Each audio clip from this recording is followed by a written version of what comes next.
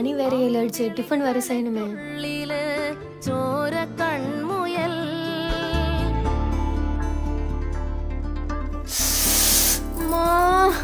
എരിതേ.